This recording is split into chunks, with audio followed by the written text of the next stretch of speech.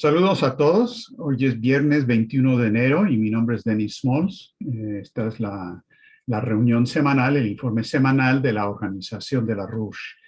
Y esta semana es una semana, la que viene, cuando el mundo entero, el mundo consciente, se va a estar preguntando si todavía estamos a tiempo para prevenir una guerra entre Estados Unidos y Rusia.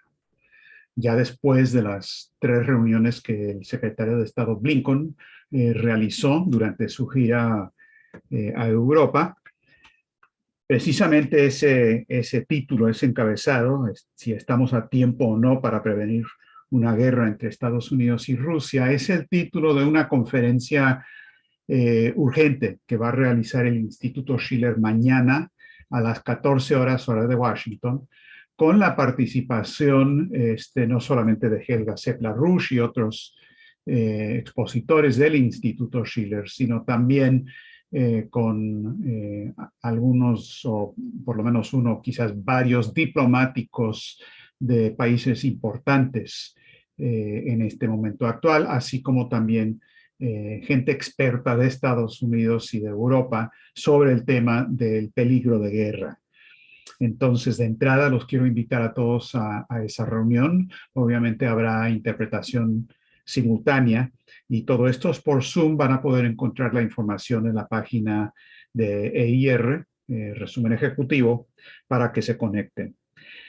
Ahora, hay noticias de último momento. Se reunieron hoy Lavrov, el secretario de Relaciones Exteriores de Rusia, y Blinken, Anthony Blinken, de Estados Unidos, en Ginebra. Esto después de 2 reuniones previas de Blinken. Miércoles se fue a Kiev para hablar con Zelensky y públicamente ahí Blinken atacó de nuevo a Rusia y los amenazó con una operación de tierra arrasada si es que no se doblegaban, y Zelensky repitió su intención de entrar a la OTAN. Luego, Blinken se fue para Berlín, donde se reunió con los cancilleres de Alemania, Reino Unido y Francia, dizque para tener un punto de vista común para que al otro día, es decir, hoy, Blinken pudiera llegar a Ginebra para hablar con Lavrov y poder decir, bueno, en Occidente tenemos un frente común. Ahora, la reunión con Lavrov duró 1 hora y media, no es mucho tiempo. Lo que dijo el propio Blinken a la salida de la reunión es que Estados Unidos había solicitado la reunión y que Biden le había pedido a él, a Blinken, que se reuniera con Lavrov. También dijo Blinken que dentro de una semana aproximadamente Estados Unidos sí iba a proporcionarle a Rusia explicaciones por escrito en respuesta a lo que Rusia ha estado exigiendo. Dijo que esta reunión no logró ningún gran avance, no fueron negociaciones, fue simplemente una discusión. Y el mismo día y hoy y ayer el Departamento de Estado, para calentar bien el ambiente de la reunión, colocó 9 artículos o informes, 9 en 2 días, todos atacando a Rusia, algunos diciendo que tenían que contrarrestar la disque desinformación de Rusia sobre la cuestión de la guerra. Y entre las cosas que ellos en este documento del Departamento de Estado explican que es desinformación total por parte de Rusia, es número uno, que haya cualquier peligro para Rusia en esta situación, que obviamente la hay. Y la otra gran mentira rusa, según el Departamento de Estado, es que el Occidente está en colapso y que los valores filosóficos y morales de Occidente han sufrido terriblemente. Y como demostración de eso, como prueba de eso, ponen el hecho de que Vladimir Putin ha declarado que desde su punto de vista, desde el punto de vista ruso, una familia consiste de un padre, una madre y sus hijos, así de simple. Por supuesto, esto no le gustó para nada a Blinken, ni a los británicos y al relativismo cultural que proponen. Ahora, la respuesta de Lavrov también fue interesante. Eh, Retomando por un momento lo que dijo Blinken en Kiev, para que tengan una idea del tono y la agresión, dijo que Rusia está avanzando en una movilización militar sin provocación dentro y cerca de Ucrania. Y también enfatizó que si Rusia escoge el camino de agresión adicional en contra de Ucrania, que Estados Unidos, junto con nuestros aliados y socios, impondremos un costo demoledor a la economía rusa.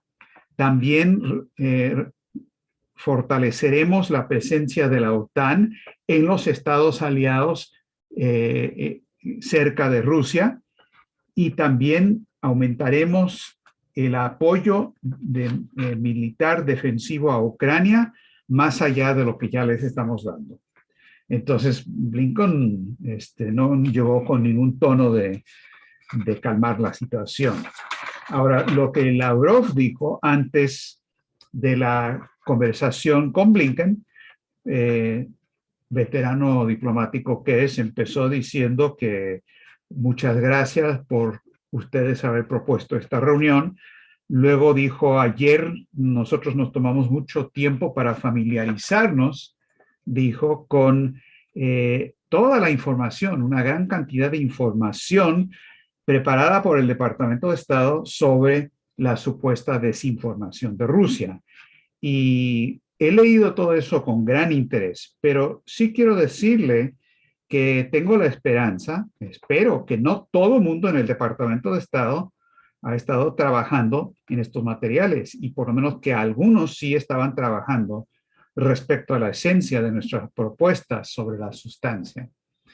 Entonces, con esa ironía presentó el tema y luego dijo, nosotros no esperamos de esta reunión un gran avance, no son negociaciones, son discusiones, pero lo que sí esperamos son respuestas concretas a nuestras propuestas concretas. Me refiero en particular al principio de que la seguridad es indivisible, es decir, que uno no puede tener seguridad a costa de seguridad de otra persona, así como también la obligación de los países a no fortalecer su propia seguridad a expensas de la seguridad de otros. Nos va a interesar mucho escuchar cómo Estados Unidos interpreta estas obligaciones y estos principios que todos tenemos por haber firmado la declaración de la OCSE. Entonces, eso fue lo que dijo. Ahora, el resultado de lo que se conoce públicamente hoy es que siguió habiendo una actitud de mucha confrontación por parte de Estados Unidos, pero parece que sí han aceptado que le van a dar respuesta por escrito en más o menos una semana a las propuestas de Rusia. Yo no espero que las respuestas sean buenas, pero Rusia estaba exigiendo que se diera respuesta por escrito para poder tener negociaciones, si no, no tiene caso. Con esto creo que podemos pronosticar que esta semana que viene va a ser una en la que tenemos que estar bien alertas, alerta roja a una desestabilización o un ataque por parte de los británicos a nivel internacional para tratar de asegurar que nunca se produzca esa respuesta por escrito del Departamento de Estado. Los británicos no quieren que esto ocurra, el partido de la guerra, tanto republicanos como demócratas en Estados Unidos no lo quieren, entonces es de esperarse, ojo, es de esperarse algún tipo de provocación de bandera falsa en Ucrania, algún tipo de otra provocación por parte de los británicos, puede ser en otra parte del mundo, con la idea de simplemente asegurar que esto no ocurra. Ahora, ya hay indicaciones de que, por ejemplo, en Bielorrusia hay una actitud totalmente provocadora. Un alto funcionario del Departamento de Estado, el martes de esta semana, no dieron su nombre, pero dio un informe largo con los medios de comunicación donde dijo básicamente que nosotros vamos a tumbar el gobierno de Lukashenko en Bielorrusia. Se la pasó hablando de qué tan débil es Lukashenko, que otras fuerzas de las élites del país no quieren simplemente permitir que tropas rusas entren a territorio de Bielorrusia, que está muy debilitado Lukashenko, que nadie lo quiere. Es decir, una declaración clara de su intención de tumbarlo. Y obviamente ya se vio lo que trataron de hacer en Kazajistán 2 semanas atrás. Ahí no lo lograron por acción rápida por parte de Rusia y países asociados. Ahora, también en el caso de Bielorrusia, Rusia acaba de anunciar que a través del subsecretario de Defensa, Fomin, que Rusia y Bielorrusia van a tener ejercicios militares combinados en territorio de Bielorrusia para parar una invasión a su país entre el 10 y el 20 de febrero. Es decir, ya en estos días, muy pronto.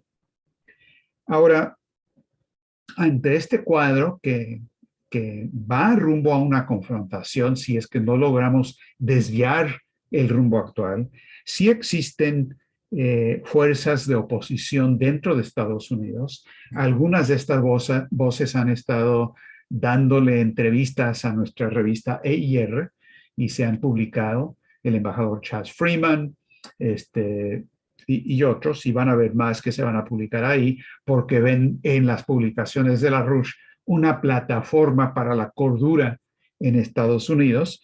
Y si hay oposición, y voy a darles algunos elementos adicionales de esto en un momento, pero en términos de evaluación general, y esto viene directamente de Helga Sepla-Rush, los británicos siguen mandando en Washington.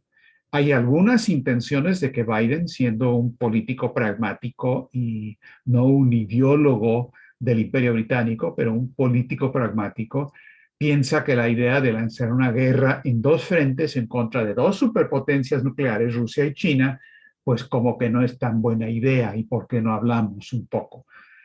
Pero a pesar de todo eso, a pesar de las voces que tienen más claridad, en este momento los británicos siguen teniendo control de la política estratégica de Estados Unidos.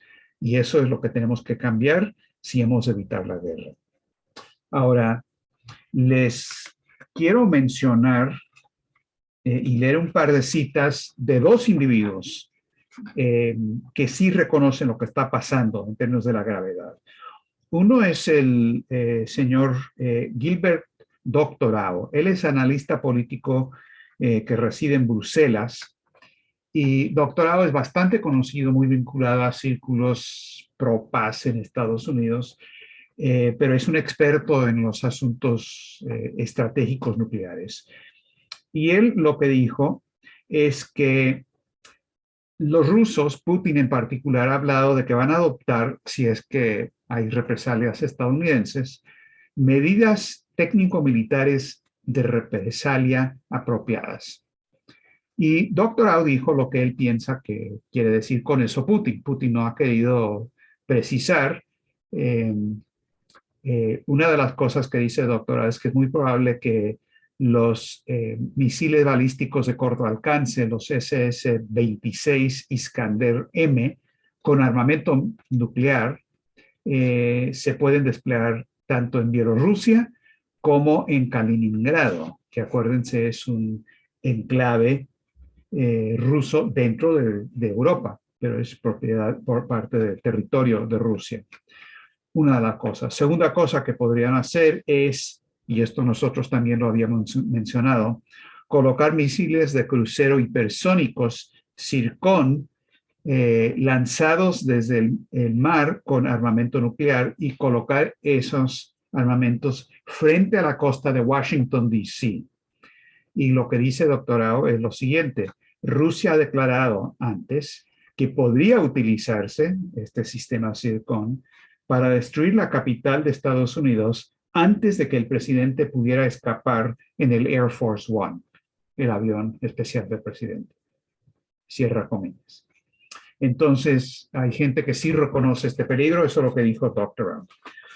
Luego hay una declaración o un artículo más bien muy interesante que cita a doctorado, pero además de eso tiene su propia evaluación. Es de un tal David Pine, Pyne, que es un experto en asuntos de armamentos, es un especialista, es un ex coronel del ejército de Estados Unidos, también tiene maestría en estudios de seguridad nacional de Georgetown, etcétera, etcétera. Y es experto también en armas de pulsos magnéticos. Entonces, lo que dice Pine es, en un artículo que se llama La oportunidad de Biden para lograr la paz en Eurasia, lo que él dice es que desafortunadamente las negociaciones bilaterales Estados Unidos-Rusia se desplomaron esta semana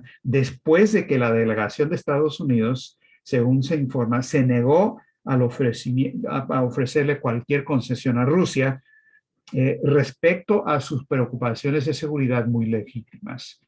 Ahora, esto lo escribe Pine antes de que se anunciara la reunión de Blinken con Lavrov, pero no creo que esta situación estratégica haya cambiado mucho. Luego lo que dice Pine es muy claro, sin pelos en la lengua. Dice, por supuesto, si los Estados Unidos y la OTAN fueran a colocar sus tropas en la frontera con Ucrania en respuesta a una invasión rusa a Ucrania, con toda seguridad esto provocaría un ataque ruso a los estados miembros de la OTAN que están en la línea enfrente, es decir, que hacen frontera con Ucrania, que es donde estarían colocadas las tropas de la OTAN. Seguramente dice, Rusia atacaría ahí. Además, dice que esta es una línea roja que no se puede cruzar porque esto posiblemente desataría una tercera guerra mundial. Entonces, esto de parte de este experto Pine. Ahora, es una situación escalofriante, sin lugar a dudas, pero una cosa que hay que enfatizar es que hay, además de esta dinámica, hay una segunda dinámica en el mundo, que es la dinámica que se refleja en el discurso bastante significativo que dio Xi Jinping en la reunión del Foro Económico Mundial el 17 de enero. Él dijo que el mundo está en medio de una crisis en la que ninguna nación puede sobrevivir y ningún aspecto particular de la crisis se puede resolver a menos que la humanidad avance en su conjunto. O sea, este concepto lo conocen de Helga Sepla-Rush. No se puede resolver ningún problema si no se resuelven todos los problemas. Y luego dice, es necesaria la coordinación para hacer que la economía mundial pase de la crisis a la recuperación. Las principales economías han de considerar al mundo como una comunidad, pensar de una manera más sistemática, coordinar bien los objetivos, la intensidad y el ritmo de las políticas fiscales y monetarias, con vistas a evitar que la economía mundial vuelva a desplomarse. Luego habla de la pobreza en el mundo y lo que hay que hacer, y dice, actualmente el mundo se encuentra inmerso en una situación cambiante nunca vista en una centuria, que no se limita a un cierto periodo de tiempo, a un asunto concreto, ni a un determinado país o región. Son los cambios profundos y arrolladores de nuestro tiempo. Ahora, esto es una explicación de nuevo por parte de Xi Jinping de lo que es la filosofía y el concepto de estrategia detrás de la franja y la ruta. Y es un poco lógico que países alrededor del mundo, cuando miran la situación, ven que del sector transatlántico viene la provocación de la guerra, por más que quiera mentir Blinken, es obvio lo que ha pasado con Ucrania y la ofensiva de la OTAN. Y por el otro lado ven una búsqueda de la paz por parte de China, Rusia y demás.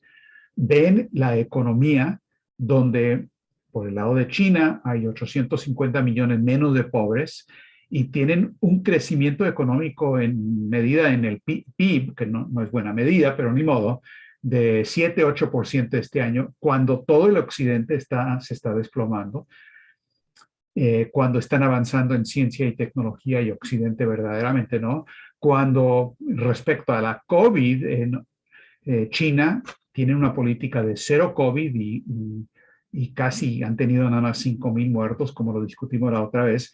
En Estados Unidos vamos a tener de hoy hasta mediados de marzo, 2 meses, entre 150,000 y 350,000 más muertos por COVID. Y en un momento les voy a explicar qué más está pasando con eso, pero todo esto lo ve el mundo.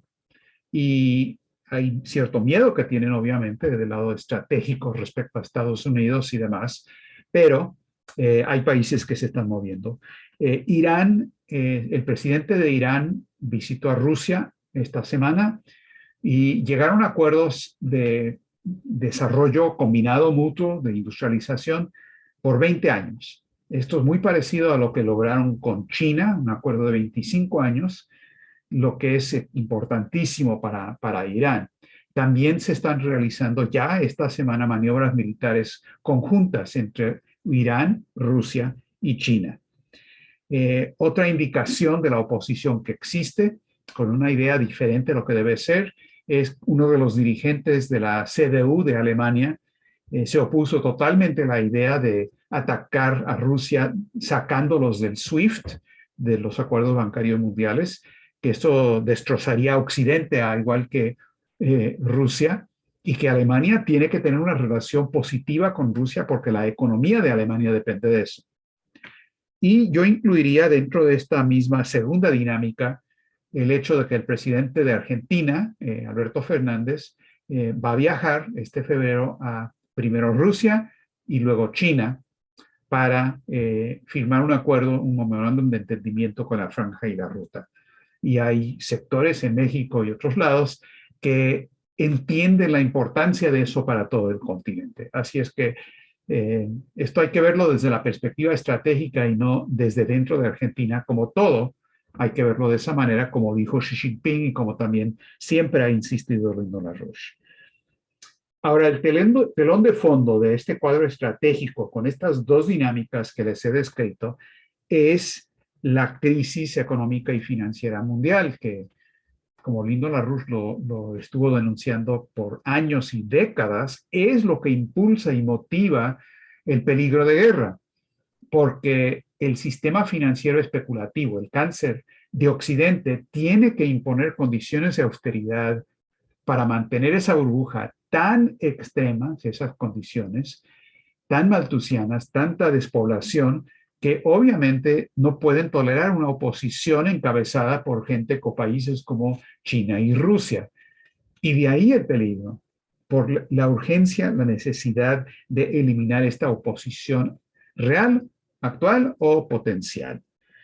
Ahora, lo que está pasando ahora es que la debacle del aumento de las tasas de interés ya empezó. La Reserva Federal todavía no aumenta las tasas de interés, pero sí ha tenido un poco de contracción de la emisión cuantitativa y están hablando de que pueden bajar las tasas de interés. El mero hecho de hablar de eso ha provocado una subida de las tasas de interés en mercados muy importantes como bonos de tesoro de Estados Unidos, hipotecas estadounidenses y tipos de interés bancarios a nivel internacional. Ahora, esto ya está teniendo un efecto y va a tener un efecto todavía más grande, de un efecto dominó o una explosión nuclear en lo financiero, porque la gente no va a poder pagar con esas tasas de interés más altas. Y toda la burbuja especulativa de los derivados también se tambalea con esta misma situación de la deuda. Un ejemplo, quizás el primer país de muchos que van a entrar en este tipo de problemas, es lo que está pasando con Sri Lanka.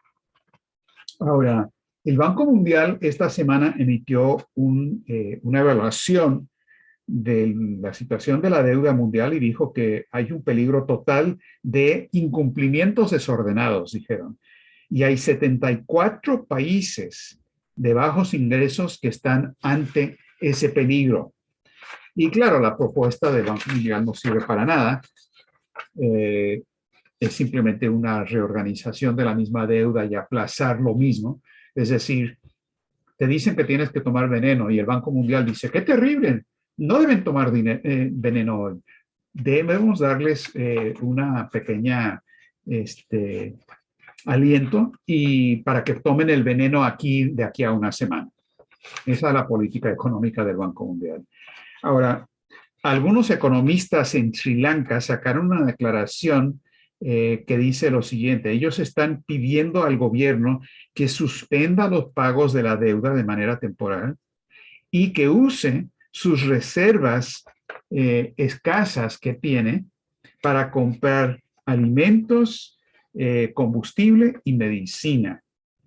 Pero las consecuencias de un incumplimiento podrían ser mucho peor y podría desatar tal incumplimiento una crisis mayor porque a Sri Lanka le cortarían cualquier conexión al sistema financiero internacional y cuando el crédito extranjero se agota, se acaba, solamente es cuestión de tiempo antes de que haya una corrida a los bancos y siga una crisis y una explosión social. Ahora, esto de Sri Lanka es un retrato hablado de lo que va a pasar a escala mucho mayor y en países más grandes y pesados en el mundo entero si no logramos este cambio económico. Quiero terminar haciendo mención de la situación de COVID, que obviamente sigue el asunto de Omicron. Tedros de la Organización Mundial de la Salud dijo muy correctamente esta semana, de ninguna manera se ha acabado esta pandemia y ahora no es el momento para rendirnos y tirar la toalla, porque hay varios países que están diciendo ya, miren, ya no se puede hacer nada, ya perdimos básicamente, un pesimismo terrible.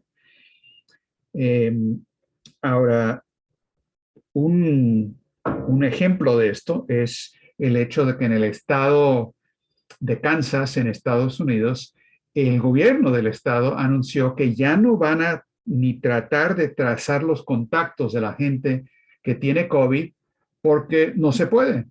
Entonces es inútil. Hay demasiado, se extiende demasiado, así es que ni modo, no se puede hacer nada. Todavía peor es la declaración en un artículo que hizo el notorio Ezequiel Emanuel. Nosotros lo hemos denominado el Doctor Muerte. Él fue asesor de Obama, ahora forma parte del equipo de Biden sobre el tema del COVID y él escribió un artículo junto con Osterholm, que es un experto en temas de epidemia, pero que siempre ha estado a favor de la inmunidad del grupo como solución. Pero lo que dice Ezequiel Emanuel es, miren, la pandemia ya, COVID ya está acá y no se puede hacer nada. Debemos cambiar la manera en que contabilizamos lo que está pasando. Ya no debemos hablar de contagio de COVID y muertes de COVID porque esto ya es endémico. Esto es una epidemia, no es pandemia. Y por lo tanto, debemos simplemente juntar lo que pasa con COVID con todas las otras enfermedades respiratorias, incluyendo la influenza. Es decir, vamos a pretender que no existe para tratar de minimizar el impacto que tiene. Y dice que hay que tomar medidas apropiadas de contracción, de gastos y demás, y de personal médico, porque esto ya es una cosa endémica, es una epidemia y no es pandemia.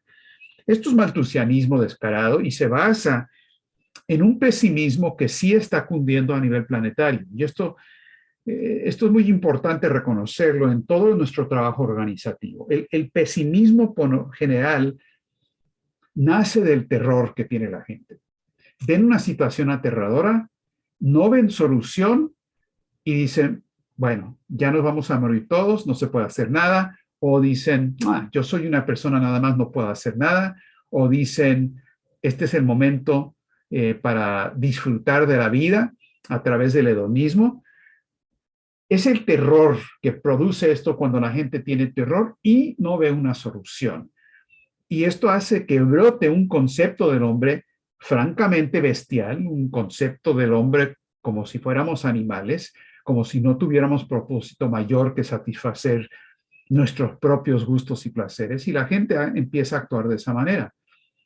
Esta es la manera en que se desató la contracultura. Lyndon LaRouche escribió mucho sobre esto, donde dijo con los 68eros lo que le pasó a mi generación, los 68eros, fue el terror por la guerra de Vietnam, luego los magnicidios, el caso de Martin Luther King, Robert Kennedy, cosas parecidas pasaron en México más tarde también, y esto produjo una situación con la promoción intencional de las drogas y el narcotráfico y la contracultura, de que toda una generación dio media vuelta y se fue en la dirección de ese tipo de hedonismo. No todos hicimos eso, obviamente, pero fue un problema generacional y es peor en cada generación que sigue. Pero es muy importante reconocer esta fuente del pesimismo que conduce al hedonismo, que es nuestro peor enemigo. Porque por el otro lado, ¿se han preguntado alguna vez ante el mismo terror por qué algunas personas no actúan de esa manera, sino que asumen más responsabilidad a pesar del miedo y el terror que tienen?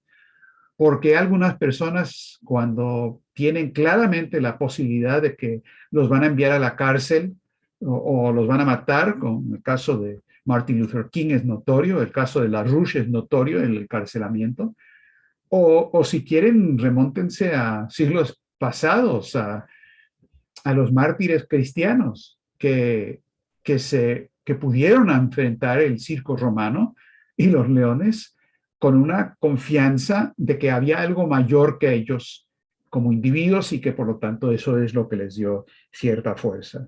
Esto no es una cuestión meramente de algunos dirigentes o de algunas religiones. Vean el caso de Mahatma Gandhi, exactamente lo mismo. Entonces, esta cuestión de optimismo, aún ante una situación que es francamente aterradora, es la clave del éxito para poder salir de lo que de otra manera va a ser una debacle, una guerra termonuclear total.